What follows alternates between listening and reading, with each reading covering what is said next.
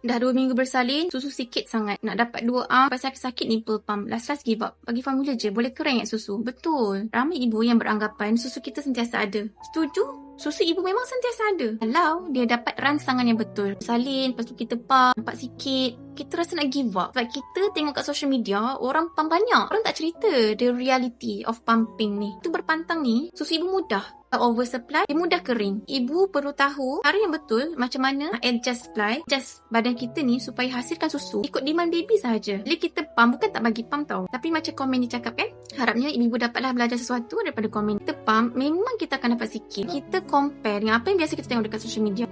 Sangat berbeza. 2 minggu kita pump, 2 ounce tu sangat normal dah sebenarnya. Untuk baby yang 2 minggu ni masih lagi fasa establish right feeding. Dan lagi satu, sangat tak normal kalau kita pump puting sakit. And this happen, ramai lepas menyusu puting sakit, pump sakit, dan itu antara punca kenapa ibu rasa nak give up. Fully untuk ibu yang sedang tengok ni, yakinlah semua ni boleh dilakukan dengan cara yang betul dan boleh dielakkan. Ibu bersedia daripada awal. Ni kita akan sharekan dalam modul, dalam personal consult juga. Mungkin ada ibu yang mungkin ada baby alami cabaran yang sama. Kalau ibu yang tengah pregnant, kita ada modul yang sediakan step by step macam mana nak menyusu tak sakit, mengepam tak sakit, berikan susu ibu mula dari hari pertama kelahiran. InsyaAllah boleh dielakkan. Hai, nama saya Natra. Saya ialah kaunselor penyusuan ataupun peer counselor ataupun pembimbing rakan penyusu ibu yang sangat-sangat motivated, sangat passionate untuk bantu ibu-ibu.